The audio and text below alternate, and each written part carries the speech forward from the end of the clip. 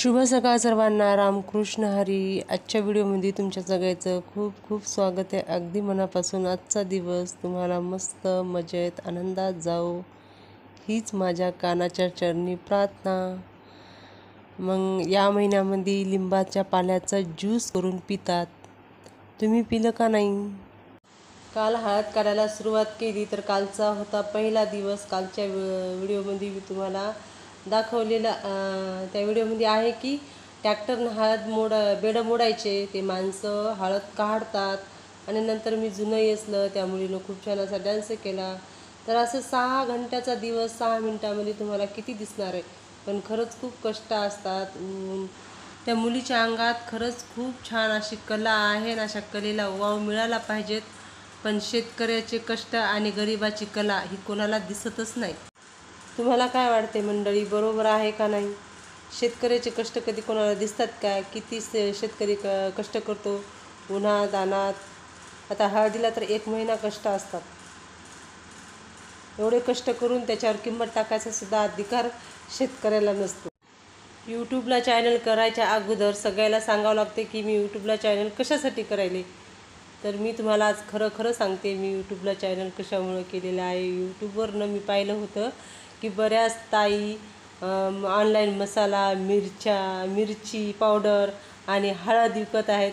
तर माझ्या मनामध्ये अशी एक इच्छा झाली की म्हणजे असं माझ्या मनात मी विचार असा केला की आपण तर शेतकरी आहोत, आपल्या इथे एवढी चांगली हळद निघती, शेलम हळद. तर आपण पण यूट्यूबला एक चॅनल करावं, 4 लोकांच्या ओळखी करावं, 4 मैत्रिणी जमा करावं आणि नंतर मग आपल्या शेतातली हळद त्यांच्या घरापर्यंत पोहोचती करावं. पण असं मला वाटतं हे स्वप्न जरा जास्तच मोठं आहे. हे स्वप्न पूर्ण होईल की नाही हे आता सांगताच येत नाही. माणसानं की नाही स्वप्न असे मोठे पाहिले पाहिजेत. असं तुम्ही कधी ऐकलं असेल आणि मी बी ऐकलं होतं आणि मी जरा जास्तच मोठं स्वप्न पाहिलं. आणि असं हे स्वप्न काही मोठं नाही, फक्त तुमचा सपोर्ट पाहिजेत. आणि तुमचा जर सपोर्ट भेटला तर हे स्वप्न पण पूर्ण होईल. तर आज हळद काढायचा दुसरा दिवस आहे. सकाळचे आता 7 वाजले. तर आम्ही अगोदर लिंबाच्या पाल्याचा ज्यूस करून पिला. त्याच्यासाठी मी मस्त असा कवळा लिंबाचा पाला आणला. अगोदर पाण्यानं धुवून घेतला, पुन्हा एकदा मीठ टाकून मिठाच्या पाण्यानं धुवून घेतला, मिक्सरमधून काढून घेतलं, मस्त गाळून घेतला आणि नंतर आम्ही पिऊन घेतला. तर 2-3 दिवस लिंबाचा पाला पिला. आरोग्यासाठी खूप चांगला असते.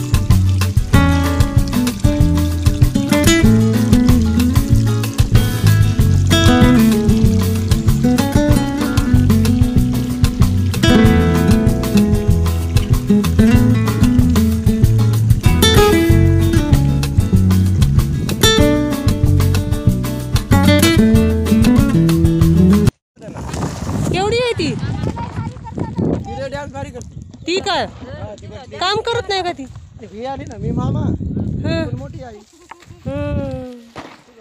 हुशार आहेत बाई लेकर.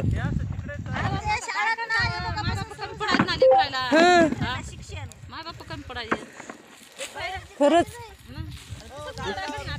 हुशार आहे बाई.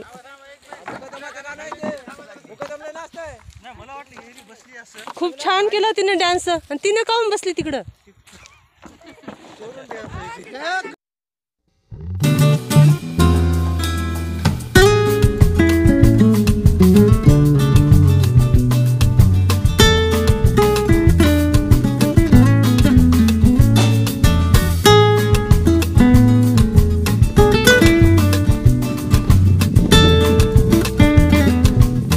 दुसऱ्या दिवशीनं त्या माणसानं राहिलेली हळद काढल्यानंतर सरवा येसला. एकदा दोनदा असा 2 वेळेस सरवा येसला.